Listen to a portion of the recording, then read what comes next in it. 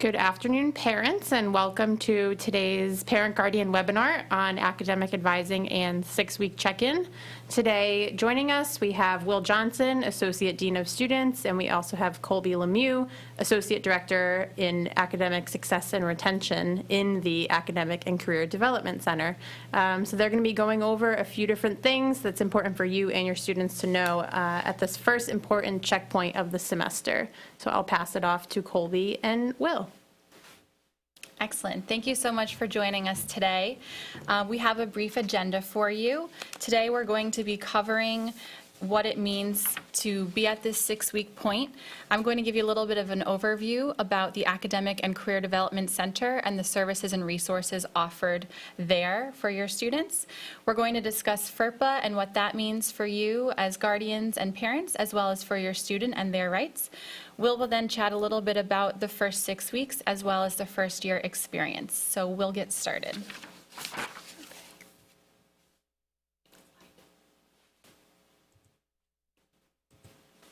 So the Academic and Career Development Center has evolved over this past year. Where we used to be different offices, we've now joined into one. So the Academic and Career Development Center consists of academic support, accessibility, career services, and Project Excel. What our office hopes to do and accomplish is to provide a seamless interface for your students who are seeking academic and professional development services. Through the accessibility sector of our center, your students are provided with accommodations and services for students who are eligible or who may have a disability to ensure equal access to all programming, services, and opportunities here on campus. The academic sector of our center provides comprehensive and integrated academic support services, as well as helps your student in monitoring their academic progress, to provide academic counseling, and to ensure the quality retention efforts. We want to be able to promote the faculty advising model here on campus, ensuring that your students have a healthy and building relationship with their faculty advisor while still utilizing other campus resources such as our center, their dean's offices, and other campus resources. Project Excel serves students who are eligible through a Pell Grant, perhaps first generation, so that's also a service that is encompassed within our center. We're going to talk a little bit more about the services offered through the center that your students have available to them. First, we'd have the Academic Success Workshop Series. So as you can see on the screen, this is the example of the offerings for this fall. The subject matters are determined by the students. We always are asking for their feedback. What do they want to see most? What are they struggling with, and how can we assist them? So these workshops were combined from a student satisfaction survey from the students for last year, and these are the topics that they requested.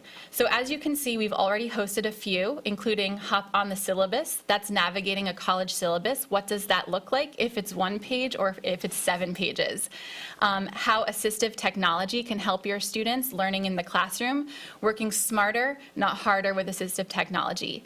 We've also had a time management strategies workshop already. That's kind of going over the transition from high school time management to college, where there's so much more free time, learning how to best utilize that time and how can we make that work for your student. We also just hosted last week Take Note, which covers note-taking strategies for your student, depending on what type of class they're in, what note-taking strategy is best for them. On the other side of the workshop sheet, you can see our upcoming workshops, including Test for Success, which will cover test preparation tactics, No Major, No Problem, which is primarily designed for our undeclared students. However, if your student is currently in a major and they're thinking about switching or declaring a minor, or if they simply are undeclared, this workshop is a great one for them to attend. This follows coming up shortly behind the Majors Minors Fair, which we'll talk about in a little bit as well. We also have Talk the Talk, which is an effective and professional communication workshop, how we can help our students learn to communicate with distinguished faculty and professors and someday employers, followed by Stress Less right before finals. We want to ensure that our students are in a good place mentally and emotionally and ready to take on those finals. So students can RSVP for these workshops on OrgSync, which they're all familiar with. They're learning about in their first year experience courses. They can also stop by the Academic and Career Development Center to learn more and to register for them there.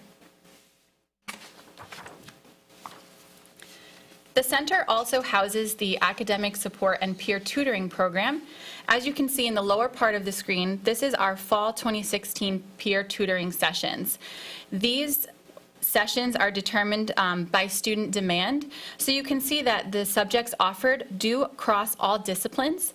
And I'd also like to point out at the bottom that we do have an accounting, economics, writing center, and math center specifically for those subjects. Students can also RSVP for these tutoring sessions on OrgSync, but they're also welcome to walk in. No appointments are required.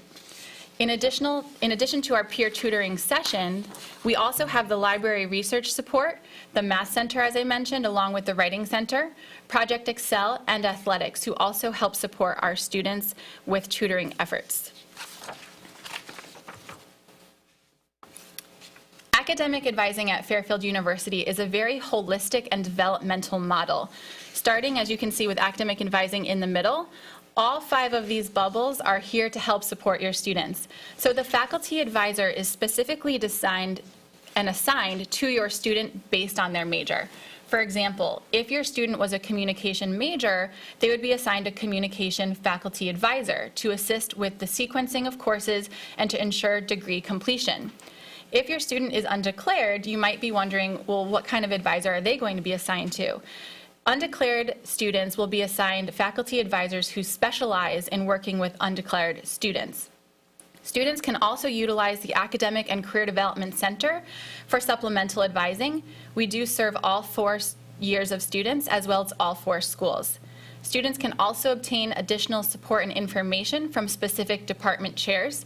If they're unsure about what does an economics major really entail, they certainly can go meet with the economics chair to learn more about what that course would look like and what the major would have involved.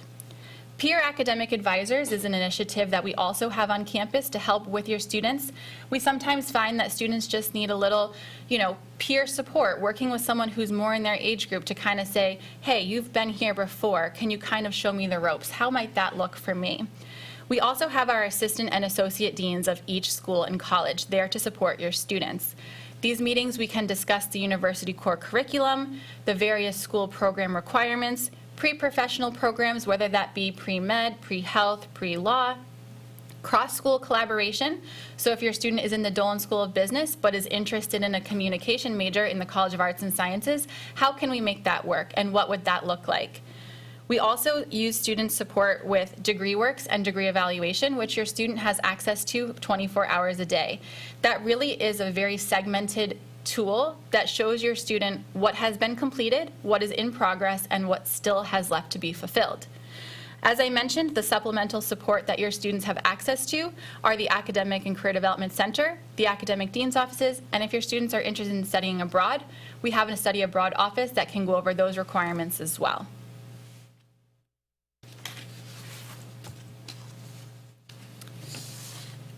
The Family Educational Rights and Privacy Act, more commonly known as FERPA. What that is an academic release form. There are different ones for different schools and different areas. For instance, financial aid may have one of theirs. The Dean of Students office may have one of theirs. From the academic standpoint, this is a release form that gives your student the right to share or release their academic records. So they are owned by the student. And should they wish to share those with anyone, they can sign a FERPA release form that gives us permission to share academic information with the parties disclosed on the form. You can get them online or through the academic administration offices listed below, the College of Arts and Sciences, the Dolan School of Business, the School of Nursing, the School of Engineering, or at our Academic and Career Development Center. The resources are listed below as well. You can certainly hop on fairfield.edu and search for academic form or find it in the student handbook. A few important dates that I wanted to bring to your attention that are quickly approaching are the Majors and Minors Fair. That's coming up on October 20th, and that will be an event taking place on campus from 10 to 2 that is hosted by the College of Arts and Sciences and the Academic and Career Development Center. There will be representation from all schools and majors there at that fair, and this is an excellent opportunity for your students to talk with the department chairs, to declare their major if they want, or to find out more information about potential majors and minors or other studies that they want to pursue. Midterm estimates will be coming out around November 11th. That is a check-in point. As I mentioned, we do monitor the academic progress of your students. That will let the students know about how they're doing, halfway through the semester. We only require that midterm estimates of C-, D, or F be reported. And while this is something that we do ask all faculty to participate in, not all students will receive a midterm estimate. At any point, should your student wonder how they're doing in their class, we encourage them to connect personally with their faculty member, as they can always learn about how they're doing in a specific class. The withdrawal deadline for a specific course is November 15th. That gives your student the opportunity to withdraw from a single course. In order to do that, they must have a one-on-one appointment with an academic administrator, either within their school or within our center. Academic advising for the spring 2017 semester will begin on November 2nd and come to a close on November 21st, in which the first-year students will begin their registration process. Which leads me to the last bullet. The class of 2020 registration will be on November 21st. We will be on hand to help them choose their courses, but we do encourage them to meet with their faculty advisor, their dean's office, or our center to ensure that they are ready to go. So with that being said, I will hand the floor over to Will, who will give you a little bit more about the first year experience. Thanks, Colby. I've been doing this work for a while now, and I'm still amazed by how quickly the first 6 weeks of a semester can go by. So it's hard to imagine that we're already at this 6-week point where we're talking about how students are transitioning to the university, particularly our first-year students, and really taking a look at how their first 6 weeks have treated them here at the university. The period that we generally assume to be that first 6 weeks is that point leading right up to Columbus Day, which we just acknowledged this past Monday. So right now, hopefully this was the first time many of your sons and daughters have returned home, and they came back and shared lots of real positive remarks about their Fairfield experience thus far. But we also want to know that we're paying very close attention to it as well, and want to unpack some of the areas that we're paying real close attention to, and how you might continue to help your son or daughter transition to the university. One of the ways that we do that, many parents and guardians are familiar with, is through our first year experience seminar, where we meet with students on a weekly basis, both a peer new student leader along with a community associate, a staff or faculty member, to talk to them about what they're going through. I know I'm a CA in one section. Colby does that as well, too. I know it's a real positive experience for both of us, and we hope that your sons and daughters are finding it the same. So what have students experienced to this point, and what should they be experiencing? Our hope, of course, is that most of what they have been experiencing has been positive. But there are also a number of natural experiences that students will have as well, too.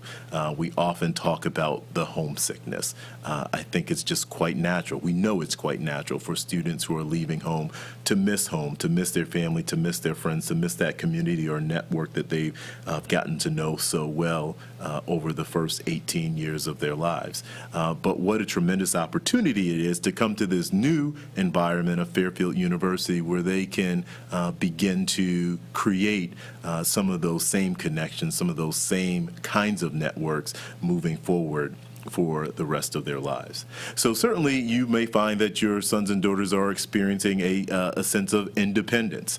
And Colby talked a little bit about FERPA and their Rights to Privacy Act, and how most of your sons and daughters are 18 years old, and in the legal sense, that means they are adults. And as they are maneuvering their way through the university, our hope is that they are embracing that independence and taking greater responsibility for their future. for their academic life, for their social life, and reaching out to those various networks, resources, communities here that can help them make that adjustment to life away from home. There's also a lot of self-discovery that goes on amongst our students, where they're now really beginning to take that next step of individuating and talking about what it is that they like, what their opinions are, what their interests are, and what their preferences are. And we are here to help guide them in that self-discovery. And a lot of that self-discovery is done through the many, many opportunities that they have available to them, whether it's participating in a club or organization, whether it's spending time in our brand new recreation complex. I know a number of our first-year students were able to go on some of the first-year retreats that were sponsored by Campus Ministry at the beginning of the year. Now they're really starting to dive into their coursework and their academic programs. Again, finding out what they like, what they dislike, what they thought they liked, and now making some decisions about how they want to move forward.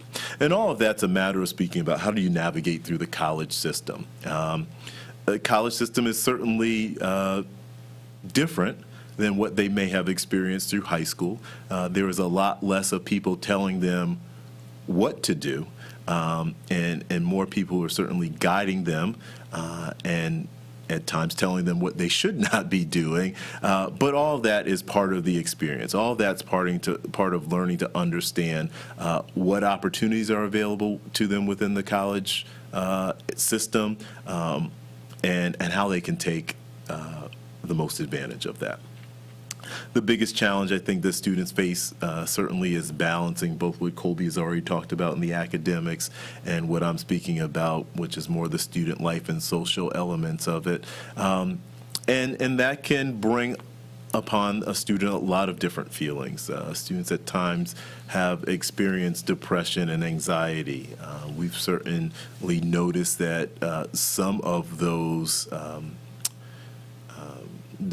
some of students experiencing that it's heightened in this current college time. We see that a lot of students are having difficulty coping with some of the depression and anxiety that they may be facing. And I think I'll use this as a reminder to you to remind your sons and daughters that we do have resources. Our Counseling and Psychological Services office here on campus, which is well-staffed. We've actually added a few additional counselors to deal with some of the demand that many of our students have been placing upon that office, looking for services, resources, and support, and helping them to navigate their way through the university community.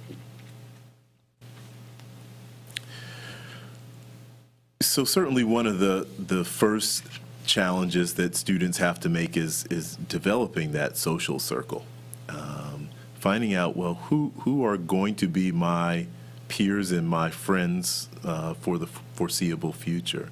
I think for those of us who have gone to college and have graduated from college and are well off on our lives, we look back and hopefully for fond reasons, notice that that's where we made many of our lifetime friends. And developing those friendships does not always happen overnight. And that's certainly something important that we remind students about, and hopefully you're reminding your sons and daughters about as well too, that sometimes it does take some time. And oftentimes students find these social circles, develop their social circles by their level of involvement. So whether it's getting involved within our residence hall community, the majority of our students here at Fairfield do live on campus, but also within our commuter network. We, over the summer, did a overhaul of our commuter space, and I want to move my office downstairs to the commuter lounge sometimes because it's a really nice space. It's really inviting for our commuters, and I think other students here on our campus to go and hang out and connect with each other. The commuter lounge is generally always a pretty jovial environment where you'll go in there and you'll often see students talking, joking, also getting some work done, but breaking bread, sharing a meal with each other. But those, again, are many of the various ways that students begin to develop these social circles. Developing relationships, whether it's just those relationships with peers or relationships that may become a bit more intimate at times. A lot of those experiences are what students are seeing right now. And for those students who may not be finding success in that right at this point, they might be experiencing a sense of loneliness and not knowing exactly where to turn or what to do. But I think the most important thing that we can all do, faculty, staff members, parents and guardians alike, is to continue to encourage the students to look out there, to explore, to find those individuals with the university community that they can connect with. And that's not simply limited to just their student peers. Certainly connecting with faculty and staff members, developing those advisory relationships with staff members and faculty members here on campus do also help the students to expand their social circle on the college campus. So we've already talked a little bit about getting involved in campus activities. One of the big events that we host during the first week of the semester is our activities fair. That is the opportunity where our returning students get to showcase lots of our existing clubs and organizations on campus, and for our new students to find out what Fairfield really has to offer. Many of them have heard over and over again as they've gone through the college search process all of the wonderful clubs, organizations, and activities that we have here on campus. And the activities fair is really the first time where they can make that a reality and explore the various clubs and organizations that we do offer here on our campus that they would like to get involved in. And something that we always encourage our students to do is real easy, to go to the activities fair and find those clubs and organizations that you have a natural interest in. But as we encourage our students to expand themselves, diversify their outlook, look at those clubs and organizations that they may not have had a natural interest in, or maybe that club or organization that they had a small interest in but never took that leap of faith to find out more about what that club has to offer. So we really encourage our students to do that, and hopefully many of your sons and daughters have done that over the course of these first 6 weeks. Obviously, the activities fair is a one-time event. Colby mentioned OrgSync a little bit earlier. OrgSync is a wonderful platform that we have here at Fairfield that allows students to constantly, actively, ongoingly look at what Fairfield has to offer, both in terms of its clubs and organizations, but also the various events that are being sponsored by those clubs, organizations, academic departments here on campus. So it really is a one-stop repository for our students to go and find out what's happening on campus. Again, all students know how to access it. They know where it is. So if your son or daughter may be saying, well, I can't find out what's going on campus, direct them to OrgSync. Their calendars, both daily and weekly formats, that will show them exactly what's going on campus. And I know we do, from an administrative standpoint, try our best to make sure that it's always updated, showing our students what it is that they can participate in on campus. And including in that list are all of our athletic contests. Right now, we're certainly in the midst of our fall sports season, so whether we're talking about volleyball, field hockey, men's or women's soccer, cross country, I think I mentioned all of our fall sports there, that students know how they can go out and support their fellow Stags in those contests. Fairfield at Night, which is a program sponsored out of our Office of Student Engagement, does a wonderful job of making sure that there are programs and activities, particularly late night programs and activities that are going on across campus on Thursday, Friday, and Saturday evenings, generally those nights of the week where students are looking for something to do. And then students may also be talking about campus jobs, employment, money issues. Certainly I'm figuring most of them know the simple solution is to just call home and the money will be waiting, but that's not always the case. So we do have employment opportunities here on campus that are also, students can access them through OrgSync. Some of them are available through the My Fairfield platform as well too. Career planning also tends keep a list of job opportunities, internship opportunities on campus, and certainly internships.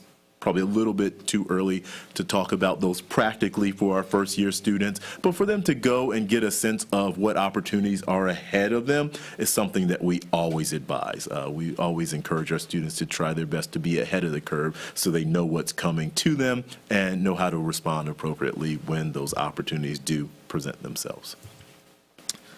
So how can you help? I think we both have mentioned many of the ways that you can help guide your students during this process. Certainly the ongoing encouragement of you can do it is really important here, but certainly encouraging them to utilize the resources that we have here at Fairfield University. We take a lot of pride in making sure that we do a good job in the area of student support here at the university. I'm going to guess that's a reason why many parents and guardians were sold on Fairfield, because we talked about the very nurturing way that we approach guiding students through their Fairfield University experience. So encourage them to go out and look, but also know that we're keeping a watchful eye as well too, to identify students who may be struggling and to go ahead on our own and pull them in and show them what some of those support systems available to them are. Open communication is important. I know many parents and students are communicating with each other on a daily basis. That certainly takes care of the constant communication, but the open communication is really the honest conversation for students to really be transparent with their families, their parents and guardians, about what's going on and what they're experiencing, and for you as parents and guardians to also be very honest and upfront with them, providing them with those tips, that guidance to help them resolve any of the challenges, issues they may having, but also to celebrate the successes. And even for students within the first 6 weeks of the semester, they are already experiencing some of those successes, whether it's being elected to their residence hall council board, or some students may have tried out for some of our sports clubs teams and made it. So there are lots of great successes that have already happened to our students, to your sons and daughters already. Certainly providing them with the space to adjust is important as well too, as important as that open, honest, and ongoing communication is as well too. Sometimes just backing off a little bit and more or less letting your son or daughter figure it out, and then also giving us some opportunity to come in and help them as well too is really important. So I think we've talked about a number of the resources already throughout our presentation. I think we've mentioned every office on here at some point or another. Again, these are really important places. These are often one-stop or at least first-stop opportunities for students and for you as parents and guardians to go if you have any general questions about the student experience here at Fairfield University. So we would encourage you to make note of these offices out here and feel free to reach out to us if you have any general and sometimes specific questions pertaining to your son, daughter, and their experience here at Fairfield. Some upcoming dates for you to be aware of. Next weekend, October 21st through the 23rd, is Alumni and Family Weekend. Hopefully we will see many of you here on campus to enjoy the fall season here in New England with us, but also a time to connect with your sons and daughters, members of the university community. Certainly there will be alumni on hand as well to come back and celebrate all that is Fairfield University. Colby mentioned a little bit earlier on about spring course registration, and again, it's hard to believe we're already talking about spring course registration and advising when students haven't even gotten halfway through some of their fall semester classes. But yes, that's how quickly a semester goes by on the college campus. And just so that you're aware, as you may be beginning to make travel plans, either for your son or daughter to come home or for your family to go and visit other family across the country or across the world, our Thanksgiving break will be held November 23rd through the 27th. And that is all that Colby and I have for our formal presentation, but we certainly have time for questions. I'm going to guess that parents have already been asking questions along the way. Liz, what do you have for us? Yes, so the first question that we had was submitted to us via email. When do students need to declare a major or minor throughout their Fairfield University lifetime? Sure. So we actually don't have a set date or this is when you have to declare by. We do encourage students to begin exploring that process throughout their first year. As a rule of thumb, we generally say by sophomore year is when you want to really start declaring that, because as you move into your junior and senior year, you're going to want to be taking those major courses. The core curriculum is set up to be taken throughout the 4 years, so there is going to be some wiggle room for that, but we do typically advise by sophomore year, moving into that junior year is when you really want to start nailing down what you want to pursue. Great. The second question, how does it impact a student if on their transcript they've withdrawn from a course? Is that looked upon as a negative thing? Yeah, I actually just spoke with a student this morning about it, a first-year student who was really concerned about what would happen if he withdrew from a class. And my response to him was, I withdrew from a class when I was in college, and I think I've done all right for myself. But certainly, withdrawing from a class can be a big decision. In terms of if a student is doing well or performing well in a class, and whether or not they'll be able to turn it around is generally the reason why students come to us thinking about withdrawing from a class. At this point in the semester, as I said to the student this morning, the penalty for withdrawing for a class is the W notation on your transcript. And what that does mean, at some point along the way, you're going to have to probably make up that class. But the great thing about being a first-year student is you have time. Mm-hmm. Colby, anything you would add to that? I would just add that the W does not impact your GPA. And we do not do withdraw, pass, fail. We just do a simple W. So there's no indicator of your current grade in the class at the time you withdraw. Great. What if my student doesn't like their academic advisor when they go to meet with them? So we are always trying to ensure positive relationships with the academic advisor. We are aware that not everybody may have a connection. Perhaps their passions and interests are in different areas, but we do encourage students to meet with their faculty advisor. We don't want one meeting to set the tone for their entire relationship. If your student is struggling with their academic advisor, they certainly can come speak to the Academic and Career Development Center or their dean's office for supplemental advising.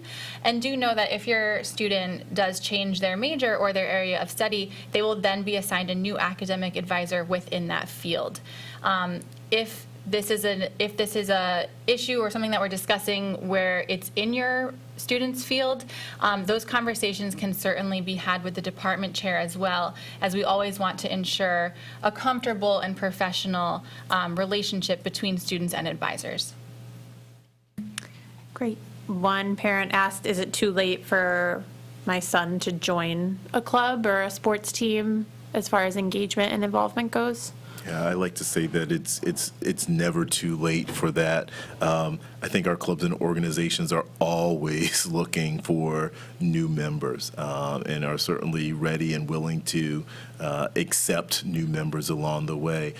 I think that's one of the great elements or aspects of the evolution of OrgSync, where our students have immediate, instant access to contact information, club and organization leadership, where they can reach out and say, hey, I'm interested in joining your club. Can you remind me when your club and organization meeting times are? Most of the time that's already listed right on the club's webpage, so they know when and where to show up. So many students, we hear this from students and their parents all the time, have been encouraged by their families to say, I'm going to take this first year to really embrace my academics and then start to look at getting involved on campus. And that's certainly okay as well, too. Many students do that, don't do much during their first year, but then really pick that up as they move into their sophomore year. And again, the opportunities are always there for the student. So it really isn't too late. Certainly with some of our sports clubs, I think you mentioned that, Liz, do have tryouts. So depending on the season in which that sports club exists, they may have already missed a tryout deadline. But for many of our sports clubs, we also have a comparable intramural program as well, too. And anyone can be added to an intramural roster at any time throughout the year. Great. And then I just have one more question. What if my student wants to create a major or minor? Absolutely. We do have the opportunity for students to declare what we call an individually designed major. What that entails is meeting with your academic dean's office or the Academic and Career Development Center, having a one-on-one appointment to discuss where that area of interest lies and what can we do and how can we develop that. Students will then go through an application process to get that approved by the university to ensure that it does meet all of the curricular requirements of established majors on campus. They will also be working with 2 faculty advisors in conjunction with their dean's office to pursue that degree and to get it approved and on their degree. Anything else about that? Yeah, I think it's an ambitious venture on the part of a student. Any student who really thinks that creating their own major, developing their own major to sort of fit their interests, their goals in life, their passions. Sometimes I say I wish more students would really think about it. I think that's one of the great opportunities that you have at a school like Fairfield to kind of create your own path, design your own path, and the individually designed major is certainly one of the ways in which a student can do that. Great. Those are all of our questions. Great. All right. Thank you so much for attending. Thank you.